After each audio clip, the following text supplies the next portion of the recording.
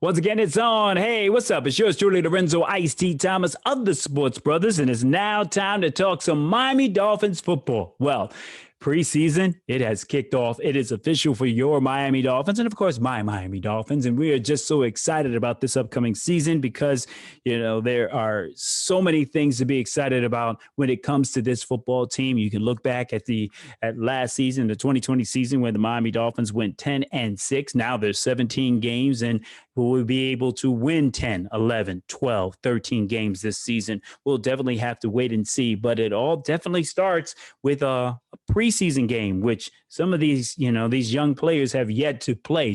This would be Tua Tagovailoa's first preseason game, and any of the rookies that played last year, who played very well. A lot of the players from last year's squad.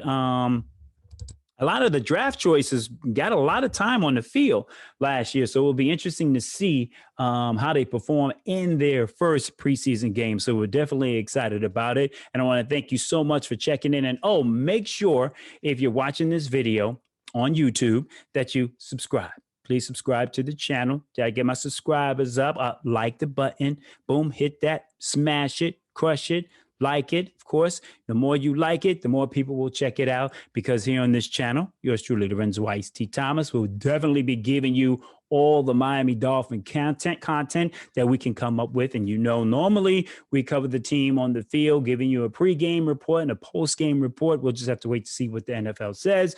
With COVID-19, we will be able to, go on the field and be able to cover the Miami Dolphins. So it will be interesting. And if you're watching us on Facebook, please share it, and as well on IG. All right. So we definitely look forward to a lot of good things happening this season. Big shout going out to my partner, Jeff Fox. He will always be contributing to this show. So make sure you keep it here. All right. And as we talk Miami Dolphins and we kick off the preseason, I am really excited about it. And this particular game, all you're going to hear about is Justin Fields. The national media is going to be talking about Justin Fields. They'll be talking about how Justin Fields rallied the team from 13 points down to bring them back to win the game. You're going to hear that Justin Fields this and Justin Fields that. However, what I'm going to talk about is how the first team of the Miami Dolphins and the first team of the Chicago Bears went head-to-head, and the Miami Dolphins dominated them.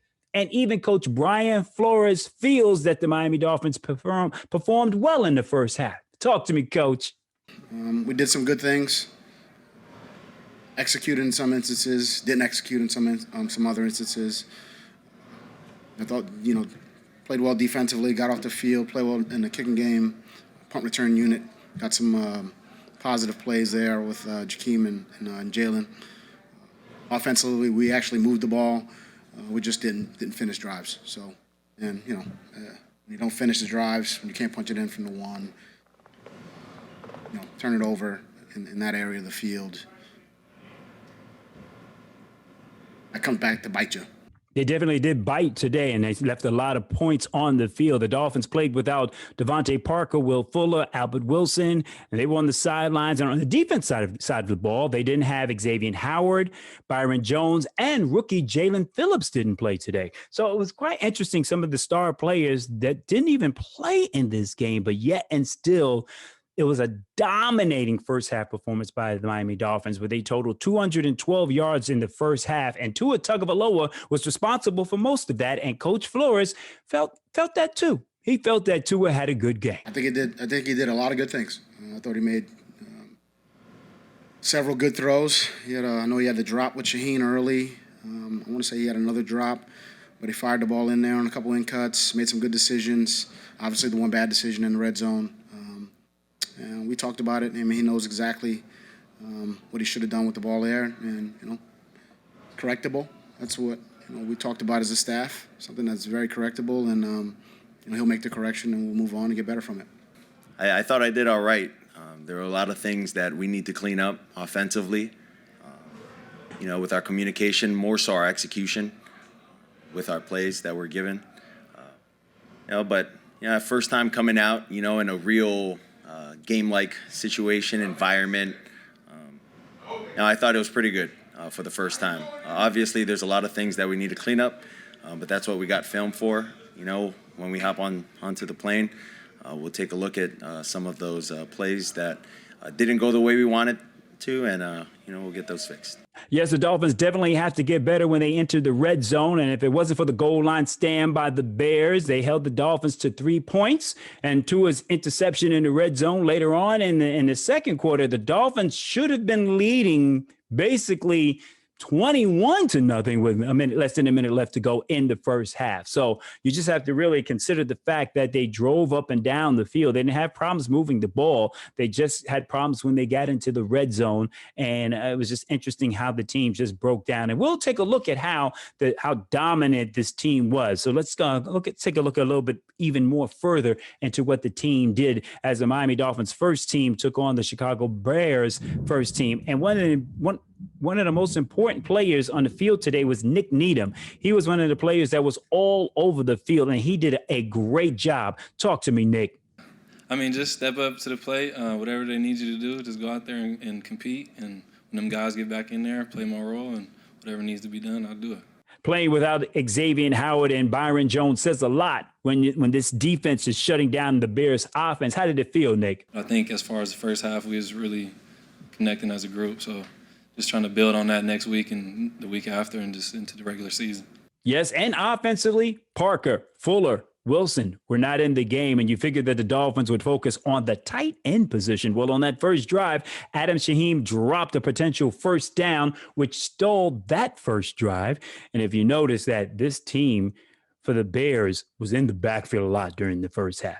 Even though the Dolphins were moving up the ball, they were in the backfield. And it was interesting to see that Malcolm Brown got the start. And I know why. I'll tell you why Malcolm Brown got the start. Because, one, he's a big back. He has a lot of experience. And when you got Khalil Mack over there rushing from his left end against our right tackle, which I believe was Jesse Davis, you want to make sure you have a big back there to slow him down because you want Tua to be able to survive this preseason game. So I feel that is the reason why, even though Coach didn't say it, he wasn't outward with it. I believe that's the reason why Brown was starting in the backfield. Now the Dolphins were forced to punt, and the Bears were forced to punt on their first two series. And Nick Needham was instrumental in breaking up a play on third down on both drives. Then we had a Jalen Waddle sighting. Yes, as a punt returner. Now, we don't want to see our first round draft choice returning punts, but it was exciting, though. That 24-yarder brought the Dolphins into and set the Dolphins up with good field position on that position. On that next possession, the Dolphins' offensive line finally gave Tua some time in the pocket, and he was able to complete a big pass downfield to Mike Gesicki for 50 yards. And on that play, we're like, go, Mike. But there's something, Mike, you need to work on. Got to work on the speed, man. Got to work on the speed. It was fun. It was a good day. A lot of things to improve on and build on, but like you said, preseason game one, a lot of things went well. So just continue to improve. Anytime you get the ball in your hands, man, you got to go make a play. So that's my thing. Got to make the most of your opportunities. So I was able to make one miss, but I don't know. Yeah, the Dolphins set records last year from the tight end position, but and you know what? As far as I'm concerned, they need to set some more records, okay? Because the chemistry that Tua has with the tight ends is incredible. Share your thoughts with me, Mike. I feel great with Tua back there. I feel really comfortable, and I think that today and however many plays it was, but on 2 targets, I feel good. I feel like we're on the same page. On the other third down one, I knew he was coming to me. And right then and there, it's like, all right, like you got to know that once he hits his third step in his drop and the ball's coming out, so you got to get your head around and just know that the ball's coming out. And right there, he put it in a great spot away from the defender, where I was going to go out and get it. And that's just another thing that, like I said, he's doing a great job of. Just trusting his progression. Knowing right there it's third down, picking a matchup that you like and going to it, and that's where I got to come in and like I said, be dependable, be detailed in my assignment, and go and make a play. Yeah, perhaps when they were in that red zone, they should have went back to Mike Gesicki because the Chicago Bears defense dominated the Miami Dolphins offensive line, made a strong stand, forcing the Dolphins to settle for a field goal instead of going for a touchdown. And the Dolphins took the lead going up 3-0. Of course, starting for the Bears was Andy Dalton. And on his second possession, he had plenty of time, but no Marquise Goodwin and no Alvin Robinson. And the Dolphins secondary was just making life miserable for Andy Dalton. And Justin Coleman made an excellent play, and Eric Rowe was deflected a pass and forced another punt for the Chicago Bears, and Jakeem Grant was back to return this one, and it was a modest gain of 10 yards after he returned the punt. Now, on this next possession, of course, Austin Jackson was called for holding and Tua Tagovailoa. That play was he made a great pass to Mac Hollins, and that was negated because of a penalty, but then he came back to convert a third down with Mike Gesicki. Now, the offensive line did a great job pass blocking, but the running game, nah, dude, we need some help. I mean, Brown was the workhorse, all right? But here's his stats for that game. 9 rushes, 8 yards.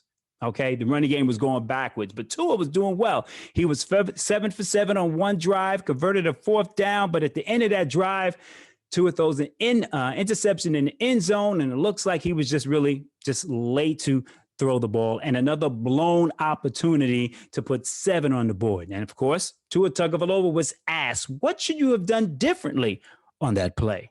Yeah, probably not throwing it. Probably not throwing it. I think the DB made a great play. That wasn't a good decision on my part. When you get down to the red area, you got to make good, quick decisions. And that wasn't a quick decision. Or that was a quick decision, but not a good decision. Just something that I got to continue to learn from. Take that and put it in my arsenal, and hope not to make that same mistake again. Were you looking at another receiver before you came back to him, or were you looking at him first? Or? Yeah, I just went through my progression. And, to me, Adam looked wide open. He was. But I was late, and in this league you can never be late over the middle, in the red area. Like I said, those are recipes for disaster. That's what happened. Nevertheless, the Dolphins' offense was stalling, but the defense was swarming all over the field. I mean, and of course, they stopped the Bears again, and the Jakeem Grant came back and returned another punt, this one for 34 yards. So Jakeem has said, yo, I'm keeping my job. I'm not going anywhere. And the Dolphins basically were dominating this game, but only had 3 points to show for it.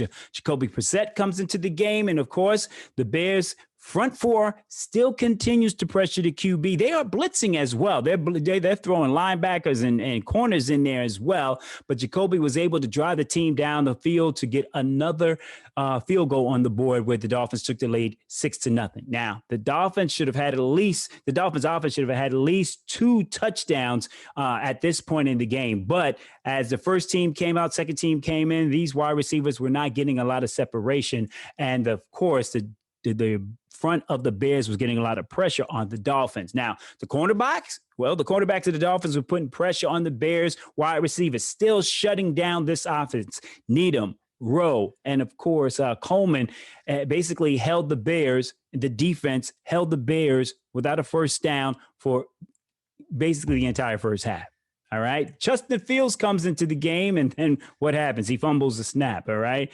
Next play is thrown to the flat, and then he almost throws an interception, and then he's forced to run out of the pocket and fumbles the ball as he tries to do a spin like he's on Madden, and he fumbles the ball. It's recovered, and the Dolphins basically shut him down. And the secondary does everything they can to get hands on the balls. And here's Nick Needham again talking about how important it is to be around the ball. Oh, yeah, no, I mean, that's what we preach every day as a point of emphasis. No deep balls and get your hands on the ball. Every time the ball in the air, turn around and look. I mean, you want to come down with the interception, but if you can't, just don't let the receiver catch it. Now the Dolphins have a chance to run their 2-minute offense, and Jacoby Brissett comes into the game and goes straight down the field with position. Let's talk about that touchdown, Jacoby. Break it down for me. It was a play that we practiced a lot, and saw the coverage for him. Went and threw him a ball to give him a chance, and made a great play. Had a great time on it. So excited that he did that. Made a big play for us and put us up a score. Facts. It has been a dominating first half for the Miami Dolphins, and there was a strange timeout called with less than around 50 seconds left to go because of that timeout, it gave the Bears more time on the other side when they got the ball. But Jacoby also talked about the rhythm that the offense had. Yeah, for sure. We were running plays that obviously that I knew and that we had talked about and had time and guys were getting open. So a lot of those guys made plays and like you said, I felt like I was getting into my rhythm and so I was happy about that. Now, if you take away the interception thrown away by Tua Tagovailoa in the end zone, it was basically a perfectly played first half for the Miami Dolphins. 5 straight 3-and-outs at the start of the game, forcing the Bears to punt. And, of course, they didn't get their first down until 27 seconds were left to go in the first half. And the crowd went wild when they finally got their first down. It gave them something to cheer about. Remember that.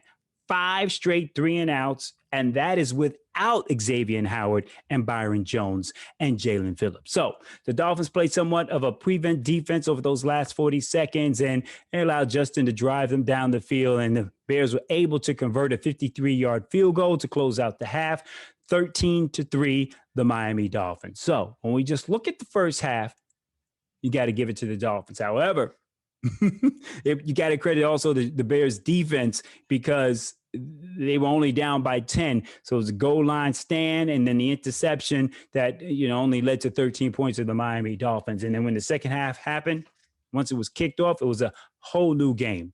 The Dolphins played basically all game a vanilla man-to-man defense. I'll have to go back and look at the tape. I don't even think the Dolphins blitzed at all during this game. As far as the Bears were concerned, they were bringing corners. They were bringing linebackers off the edge. I mean, they were basically trying to get a lot of pressure on the Dolphins quarterbacks. But I believe Brian Flores wanted to see how much pressure they could get from the front four, or a 3-man rush instead of blitzes, because we have sophisticated blitzes, but we don't need to show them in the preseason. So I think Justin Fields got very, very comfortable, and a lot of times the Dolphins defensive line lost containment, and that's something they're going to have to clean that up because if they're going to be able to beat the Bills, Josh Allen, he runs. Cam Newton can run. So those are some things they're going to have to clean up. Even though the first team defense didn't have those issues, they were losing containment later on in the game, and they were not getting a lot of pressure on the quarterback as well. So I was a little worried about that. However, as far as the defense is concerned, a lot of the points that were scored today by Justin Fields, yes, you can get excited about that, but there was the third and fourth team defenders that were in there. Jarek Dokes had a sighting, yes, and when he got into the game, he was called for a penalty for blocking in the back on a kickoff. So that set the Miami Dolphins back into the inside the 10-yard line. But then the next few plays, when you sit back, you look at the stats and you see the Dolphins rush for over 100 yards for the game. Some of that is skewed, on that drive, they must have ran for maybe like 20, 25 yards. And then they were forced to punt. So, you got to look at those stats and whether the offensive line able to dominate the defensive line of the Chicago Bears. No, not at all. There was this time where it was 4th down and the Bears was 4th and 1 in their own territory. I think at their own 40-yard line. Because of the 2 practices that they had, the Bears were confident enough. I believe they were behind in the game at the time. They went for it on 4th down in their own territory and completed it just based on the dominance that they saw from their defensive line in those 2 practices. So we'll have to see. But there was a strange play in there. Jesse James caught a touchdown pass, and it was basically like, what happened? And Coach Flohad was asked about that. What happened on that touchdown pass to Jesse James? Breakdown of communication, blown assignment. I don't know exactly, what happened on that play. I'll be able to tell you that probably tomorrow or tonight after I watch it. But it happens. There's breakdowns, and it was a good play by them. I thought it was, on that play, looks like a run. It's not a run. Guy kind of sneaks out the back, and kind of lose track of him. I think that's what happened on the play. But missed assignment, which is essentially a blown coverage. Well, yeah, you definitely got to give the Bears a whole bunch of credit on that particular play. I mean, when you have a team that plays as much man as the Dolphins do, you're gonna have some blown plays every now and then. So you must credit them for that. But you also got to look at it like this: that a lot of those players that were on the field in that third and that fourth quarter will not be players that you will probably ever see on the field during the regular season in a Miami Dolphins uniform. So it was a good first half of the Miami Dolphins. The second half that we probably will just say, okay, we got some things on tape that we can look at and try to work at. But with the final score being 20-13, we are extremely happy with the way that they played the first half. It's just that what the Dolphins have to do is they need to finish drives. That's the most important thing that they need to do, is make sure that they finish drives. If they learn how to do that, they'll be all right. Okay. All right. Final score 20-13. Chicago Bears beat the Miami Dolphins in the very first preseason game of the 2021 season. I'm Lorenzo Thomas, and for Jess Fox, we are the Sports Brothers. Until next time, peace and be wise. I'm gone. See ya.